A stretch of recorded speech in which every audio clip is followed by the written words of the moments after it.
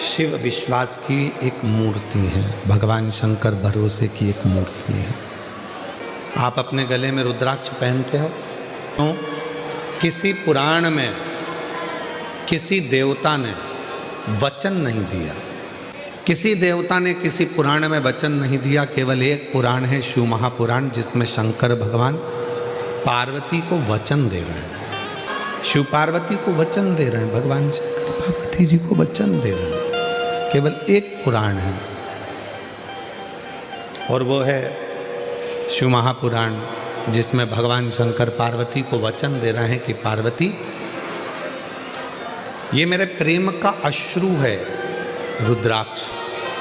तूने जब मेरे नेत्रों का स्पर्श किया और उन नेत्रों का स्पर्श करने से जो बिंदु पृथ्वी पर गिरा, उसके गिरने से ये रुद्राक्ष का पौधा उत्पन्न हुआ।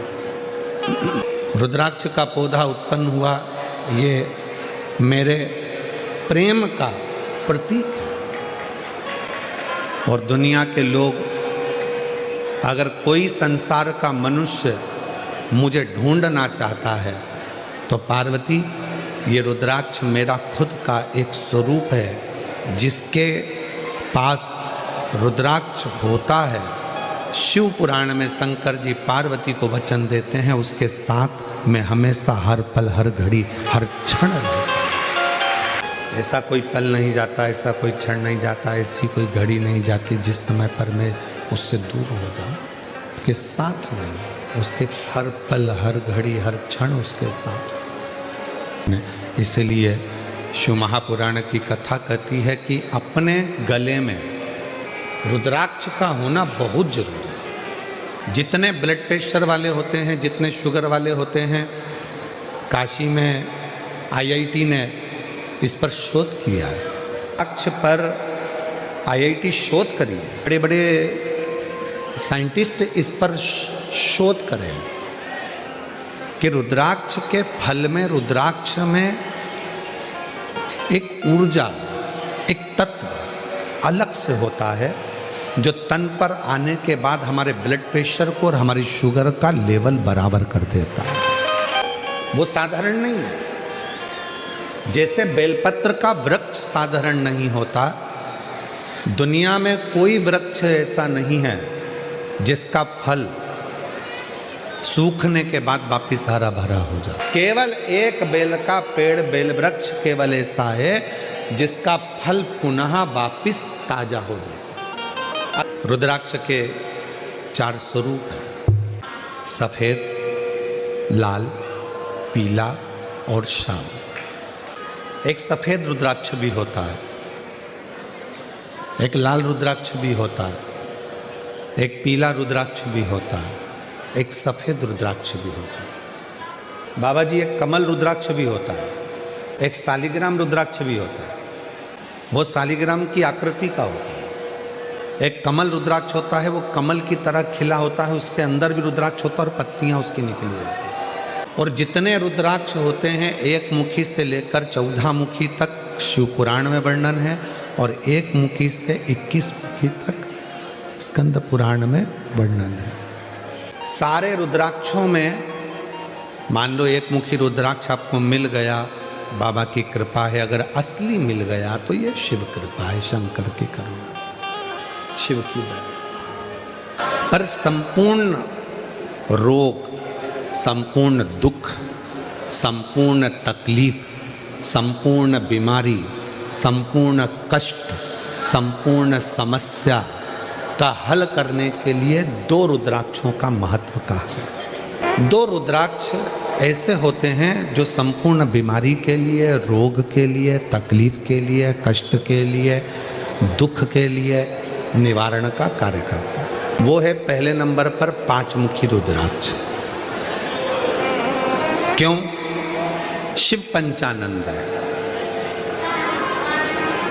भगवान शंकर का एक मुख अघोर मुख है। अघोर मुख, अघोर मुख का मतलब है कि उनको क्रोध नहीं आता। हमारे सनातन धर्म में माताएं तिलक लगाती हैं, बिंदी लगाती हैं, मांग भरती हैं। ब्रह्मांड के मध्य बिंदु में एक सूर्य रेखा होती है। सूर्य रेखा, सूर्य का रंग होता है लाल, और सूर्य का रंग लाल होता है। सिंदूर, मांग में भरने वाला कुंकू लाल होता है, लाल कलर होता है।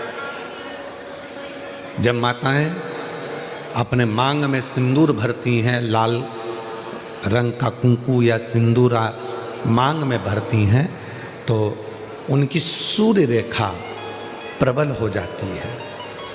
और यदि कोई माता पढ़ी लिखी भी नहीं होती है, कुछ भी ना पढ़ी लिखी है, तो भी अपने बच्चे को पढ़ाने की सामर्थ्यता उसमें तुरंत प्रकट हो जाती है, वो पढ़ा। और रुद्राक्ष एक मुखी से 14 मुखी के बीच में, एक मुखी से 21 मुखी के बीच में, 1 से 14 के बीच में, 1 से 21 के बीच में 2 रुद्राक्ष हैं। वो 2 रुद्राक्ष जो दुख को, तकलीफ को, कष्ट को, रोग को, बीमारी को, तकलीफों को मिटा दे, वो 2 रुद्राक्ष। पहले नंबर का रुद्राक्ष है कितने मुखी? जम के बोलो, 5 मुखी। और दूसरे नंबर का रुद्राक्ष का वर्णन किया गया 7 मुखी। कौन सा रुद्राक्ष? 7। पहला है 5 मुखी, दूसरा है 7 मुखी। ये दोनों भगवान पंचमुखी जो रुद्राक्ष है, उसमें से एक शिवजी का मुख है अघोर मुख। अघोरी का मतलब, अघोर का मतलब होता है कि किसी को कष्ट ना दे। एक बहन जी ने एक पत्र लिखा था परसों के दिन, उन्होंने प्रश्न करा था कि रुद्राक्ष पहनकर क्या हम हॉस्पिटल में नहीं जा सकते? रुद्राक्ष पहनकर क्या किसी के यहाँ पर चले गए, मरण में चले गए या किसी के यहाँ चले गए तो हमारा रुद्राक्ष क्या बेकार हो जाएगा, खंडित हो जाएगा? क्या हमारा रुद्राक्ष अच्छा नहीं रहेगा? माताएं गले में धारण कर लेती है, रजस वाला धर्म आ जाता है, तो क्या हमारा रुद्राक्ष खंडित हो जाएगा? क्या हमारा रुद्राक्ष बेकार हो जाएगा? कहाँ? किसी के यहाँ बच्चा हुआ, हम चले गए तो हमारा रुद्राक्ष हॉस्पिटल में गए तो बेकार हो गया, मैयत में गए तो बेकार हो गया, मरण में गए तो बेकार हो गया, कोई गलत कृत्य हो गया तो क्या बेकार हो गया? कहाँ लिखा? नहीं। रुद्राक्ष मतलब शिव, शंकर। वो अगर आपके गले में पड़ा है तो आप कितने भी अपवित्र क्यों ना हो गए, तो भी वो रुद्राक्ष अपने आप आपको पवित्र कर देता है। माताएं कहती है हम रुद्राक्ष पहनेंगे, हमारे साथ में ये प्रॉब्लम हो जाएगी, हमारे साथ वो। अरे रुद्राक्ष धारण करा मतलब वो पवित्रता प्रदान करेगा। कई कहता है हम शमशान में पहन कर जाएंगे, हमारा रुद्राक्ष बेकार हो गया ना। तुलसी की माला और रुद्राक्ष की माला कभी जिंदगी में अशुद्ध नहीं होती, वो शुद्ध की शुद्ध बनी रहती है, वो पवित्र की पवित्र बनी रहती है, उसमें शुद्धता रहती है, उसकी अपवित्रता वो अपवित्र नहीं होती। रुद्राक्ष को हम सिद्ध कैसे करें? हमने तो सुना है किसी के मुख से कि रुद्राक्ष को ऐसा करना पड़ता है, रुद्राक्ष को इतना गलाना पड़ता है, रुद्राक्ष का ऐसा अभिषेक करना पड़ता है, रुद्राक्ष को ऐसे अभिषेक करना पड़ता है। शिव महापुराण की कथा कहती है भगवान शंकर के मंत्र का, शंकर भगवान के शिवलिंग के पास में जाकर भी ना कर सको तो घर में ही रुद्राक्ष को अपने हाथ में लेकर पंचाक्षर मंत्र नमः शिवाय, षडाक्षर मंत्र ओम नमः शिवाय या श्री शिवाय नमस्तुभ्यम, इस मंत्र का जाप कर कर जब हम बाबा का रुद्राक्ष अपने गले में धारण कर लेते हैं तो वो अपने आप सिद्ध ही है और सिद्ध ही रहता है। शिव महापुराण यहाँ तक कह रही है अगर मान लो किसी के शरीर में ब्लॉकेज आ गए हैं और डॉक्टर ने कहा है कि इनका बाईपास कराना है या इनका हार्ट कम काम कर रहा है, आप डॉक्टर का इलाज करवाते रहें, टेबलेट खाते रहें, दवाइयाँ खाते रहें, जांचें कराते रहें, मना नहीं है, क्योंकि डॉक्टर भी शिव का एक रूप होते हैं, उनके कहे अनुसार करें। पर साथ में एक काम और चालू कर दे। मान लो कल बाईपास होना है, कल ऑपरेशन होना है, आज से ही एक बेलपत्री शिव जी पे चढ़ाएं और बेलपत्री की डंडी, चाहे आप कहाँ खड़े हैं, बस जहाँ आप खड़े हैं बेलपत्री की जो डंडी है उस डंडी का मुख अपनी ओर रखना और अघोरेश्वर महादेव के नाम से 5 बार जल उस बेलपत्री पर शिवलिंग पर चढ़ाएं कटोरी में उस जल को झेल कर ले आए और अघोरेश्वर महादेव का नाम लेकर उस जल को जिसका बाईपास हो रहा है, हार्ट काम नहीं कर रहा, उसको थोड़ा थोड़ा 5 बार पिला दें और दूसरे दिन फिर डॉक्टर को बोलें कि एक बार जांच करो, बाबा चाहेगा तो उसका हार्ट काम करना प्रारंभ कर दे। अघोरेश्वर महादेव। लोग इनको समझ नहीं पाते, लोगों को लगता है कि अघोरी है, अघोर है। अघोर का मतलब होता है शांति, अघोर का मतलब होता है शीतलता, अघोर का मतलब होता है विपदा को हरने वाला, अघोर का मतलब होता है जो तुम्हारे भीतर जो भी आपके जीवन में सुख आने में जो दुख दिए जा रहे हैं, आपकी सुख की जो मार्ग हैं उसमें जो तकलीफें आकर खड़ी हो रही है, उस मार्ग को क्लियर करना, उस मार्ग को साफ करना। तो हमारे शरीर में भी जो मार्ग है, नलियां हैं वो चौक हो रही हैं, उसमें कोई अड़चन आती है तो अघोरेश्वर महादेव का नाम लेकर जल चढ़ाकर 5 बार, या सीहोर का रुद्राक्ष हो, वो भी 5 मुखी ज़्यादा होता है, सीहोर का रुद्राक्ष, तो वो अगर है तो उसको भी पानी में गलाकर शिव जी को चढ़ाकर उसका भी जल पिलाएं तो अघोरेश्वर महादेव का स्मरण सुख दे। अघोरेश्वर। और ध्यान दें, बड़ी सुंदर बात है।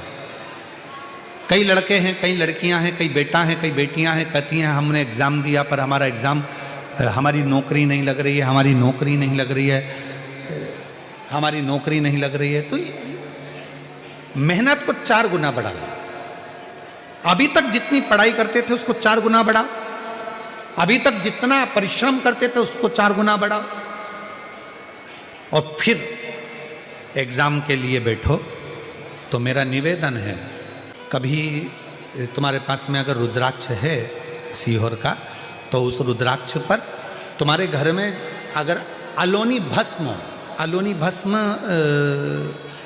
कहते हैं, तुम्हारे यहाँ गोबर के कंडे को क्या कहते हैं? गोबरी।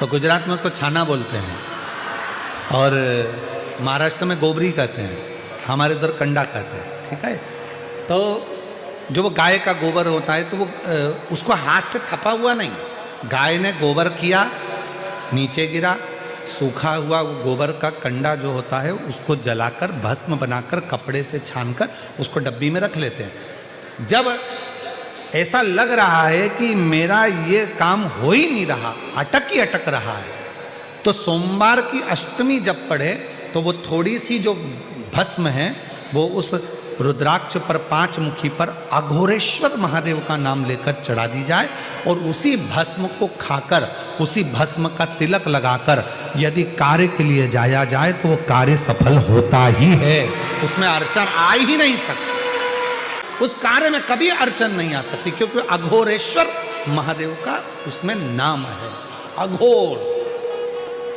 अघोरेश्वर। 2 रुद्राक्ष दुख को, तकलीफ को, बीमारी को, कष्ट को, अड़चन को समाप्त करते हैं। उसमें 5 मुखी, 5 मुखी में भी इसलिए मूल है क्योंकि उसमें अघोर भगवान शिव का एक मुख जुड़ा हो, अघोरेश्वर, और दूसरा है 7 मुखी रुद्राक्ष।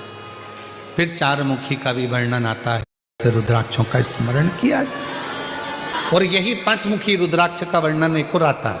महाराज डॉक्टर ने कहा कि कमर का गुरिया चले गया है और वो गुरिया खसक गया है, या घुटने का ग्रीस खत्म हो गया है, या घुटने में गैप आ गया है, या कमर में गैप आ गया है, और व्यक्ति को लगे कि मैं बैठ नहीं पा रही हूँ, जमीन पर नहीं बैठ सकती, डॉक्टर कह रहा है कि कुर्सी पर बैठना पड़ेगा, नीचे नहीं काम कर सकती, नीचे नहीं बैठ सकती, गुरिया चले गया है, डॉक्टर का इलाज करवाओ, डॉक्टर को दिखाओ, जांचें कराओ, जो बोले वो करो। साथ में एक काम और करो, अशोक सुंदरी वाली जगह पर, अशोक सुंदरी वाली जगह पर रुद्राक्ष को रखें। अगर 5 मुखी रुद्राक्ष सीहोर का यदि आपके पास में है तो वो रुद्राक्ष को अशोक सुंदरी वाली जगह, अशोक सुंदरी का स्थान आप लोगों को पहले भी बताया, ये शिवलिंग, ये जलाधारी, ये जल बह रहा है, बीच में जो स्थान है वो अशोक सुंदरी का स्थान है। राइट में गणेश जी, लेफ्ट में कार्तिकेय जी, जलाधारी, पार्वती जी का हस्तकमल, शिवलिंग, शंकर का स्वरूप, शिवलिंग के ऊपर जो जल गिरता है ऊपर से, जया, विषहरा, शामरी बारी, दौतली, देव, शंकर जी की 5 लड़कियां जल गिराती।